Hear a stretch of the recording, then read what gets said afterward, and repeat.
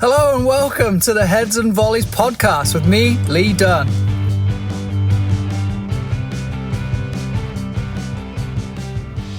So here we are, it's the holiday season. Everybody's having a nice time, and in some of the downtime between coaching and administration stuff that I do, I decided to start working through my Google Drive folder.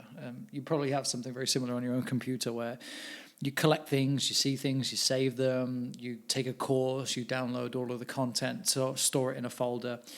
And so I decided I was going to just work through what I had, and beginning right back to my old C license and when I did the E license when I first came to the US. And I've gone to seminars and webinars over the last couple of years, and I tend to save everything. You just never know when you need it. But looking back over it, as I've done the last couple of hours, last couple of days, I've actually deleted over 2 gigabytes in session plans.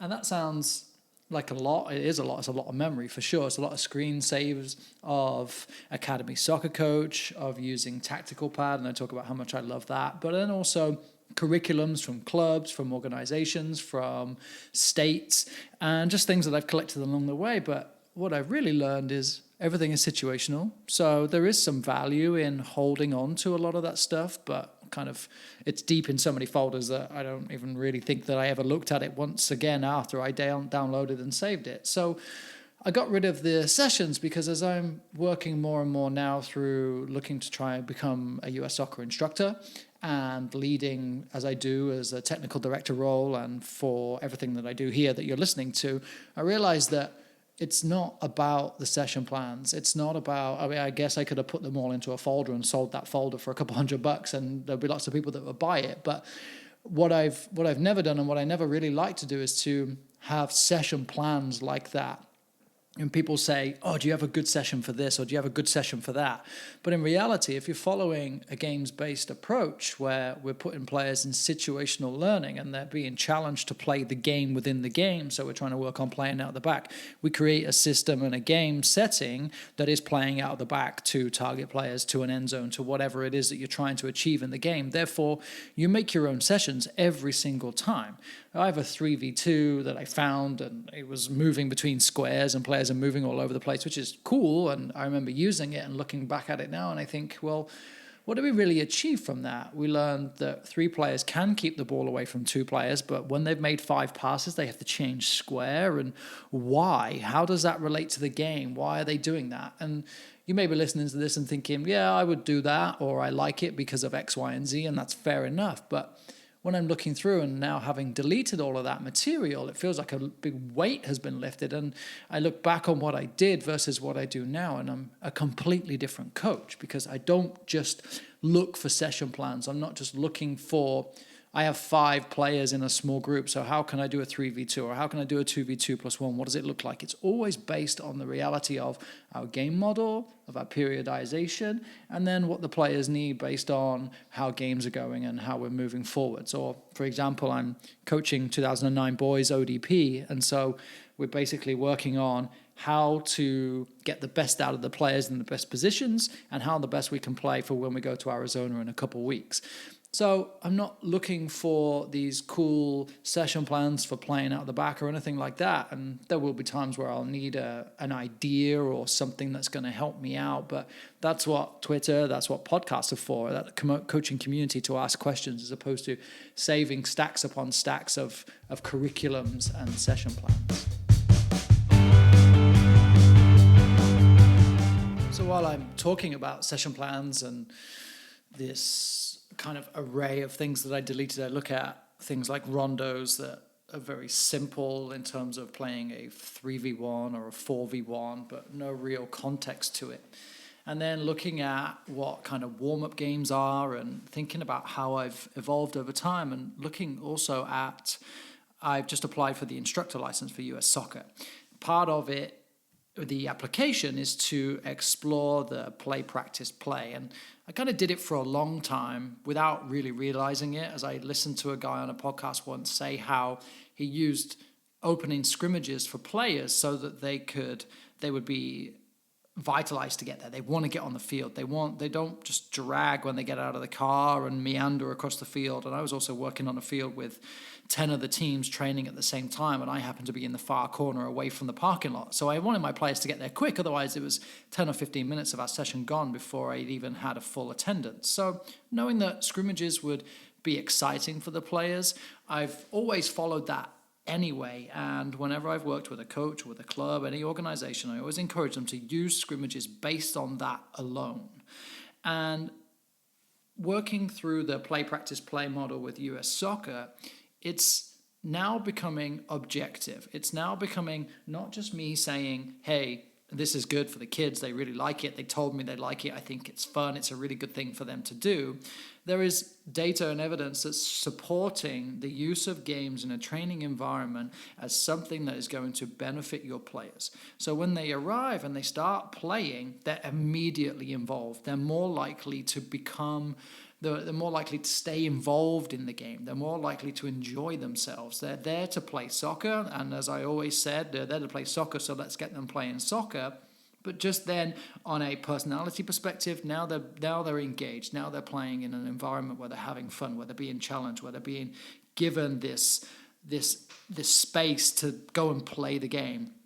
It also reduces the impact of the coach, and not to the point that I'm saying you are not coaching or you're not involved. And I think the biggest issue with this is when we say the game is the teacher. So people often think that, oh, just let them play the game and they'll figure it out. And that's not what this is about at all. But this introduction for players to be able to play and to make their own decisions and to take control of their environment means that you as a coach can observe and can engage with your players in another way as opposed to just being that coaching role.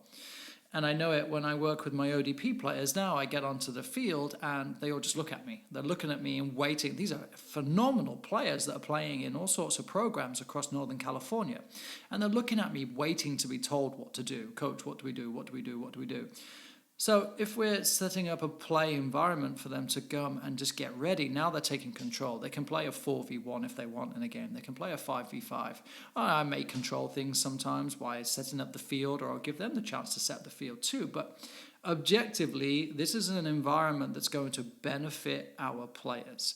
And looking into the opportunity for these players to now figure some things out. There's some conflict resolution. If we look at the stages of team development, players are able to start figuring things out for themselves. And I think it's really, really important to share that, again, it's objective, it's not subjective. It's not just me saying, I think this is really good for your players, and then you say, I don't think so, or I don't know if it's very good.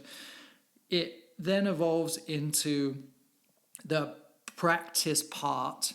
The evidence is now showing or beginning to show that a non-linear practice is going to benefit your players more. So what does that mean? In simple terms, it means that if we think that our team needs to improve in passing, the classic approach would be to take passing from the game, set our players up in some sort of passing pattern, some sort of connection, maybe a shadow game, maybe even just passing back and forth to teach the quote-unquote correct technique. But that does not translate to the players being able to play the game any better or to execute that skill any better. What the data is beginning to show, that you can play games that are going to require passing, but it's not a direct teaching of passing. And so I hear your brain cogs turning and going to, okay, we could play a 3v3 and they can score after they get 5 passes. But now that's not very realistic either. So perhaps the reward is if with a connected pass and you score first time, because we see over 70% of goals being scored with one touch, perhaps the game is if you score on a first time shot, it's worth 2, and any other goals are worth 1. But what we're really saying there is not only is the first touch finish relative to the game and also helping our players to get into positions to score, we're relying on a killer pass to set a player up. So we're rewarding that key pass. And then we begin to work with the players throughout the training session. So a non-linear practice is we're not just working on passing. Passing is part of the success of the game that's required. and it's really beginning to show that players are learning more from the game. Now, it requires skill set of a coach. Your skill set is that you're not controlling the practice and breaking things down so linear, but you're actually creating an environment for them to go and try these things out. In our game at the weekend, we really struggled to build out of the back because of the quality of passing. So therefore, we would typically break it down and go isolate passing or find a pattern of play where we can build the ball out, but it's really lacking that game environment. So now I'm going to create a building out of the back session, going back to all the things I just deleted. I look at my players, I know how many I have, and I build it out based on how we want to play. And then I go forward from there where I say, this is what our playing out of the back is, what the game is going to be. And then we build on the importance of the passes and the hips. And there's so much more than it just being the pass. There's all sorts of things like pressure that comes from the opponent. So if our opponent is pressuring us hard on the weekend, as most teams do now when you're trying to play out of the back, we will set our team up in training to press hard and then begin to become familiar with the game situation. Then when we wrap up our training session, we always do play. Unfortunately, a lot of the time it's a reward. So we would say, hey, you guys have been good today. You guys worked hard. Subjectively, I believe you worked hard or you did well because I think that I know everything. So therefore, you guys deserve a scrimmage. You deserve some sort of play. But what's really important about this play, practice, play is that the final portion of play for the end of the session is based on the maximum size of your roster. So if you're playing U11, U12, the most you can have is 16 players on your roster. So they're going to play, the final play session is set up for 8v8. So you're going to play the game. You're going to have goalkeepers. You're going to make it look as much like the game as possible within your squad. So you fill a squad, you fill out, and everybody's coming to practice. Now, of course, does everybody come to practice every time? No, but maybe your session isn't very good. Maybe they've got other things that they would rather do. Sometimes, of course, players get injured. They're not very well. They're going to stay away. They're on family vacation. But if we're trying to get players to play and we're competing with outside activities, after school things like that, then maybe the weather's not very good, so it's very easy for a player to, or a parent to say, no, you know what, we're not going to go to training tonight. Now suddenly you've got 12 players or 13 players.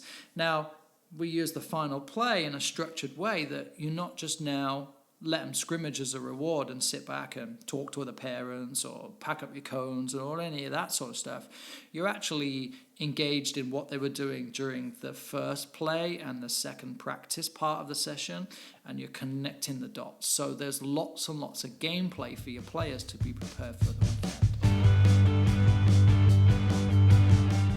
And so this started with just my overall awe at deleting all of these files from my computer and then tying in what I've been doing with play, practice, play, and the application that I have in terms of becoming an instructor. And I think it's really important to share. So I'd love to know what you think. I'd love to know if you are beginning to have some of those similar realizations, that it's not necessarily about the session plan.